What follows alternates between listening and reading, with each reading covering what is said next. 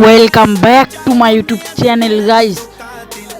তোমাদেরও কি লাগবে 10-12 রকমের সিক্রেট চিট কোড?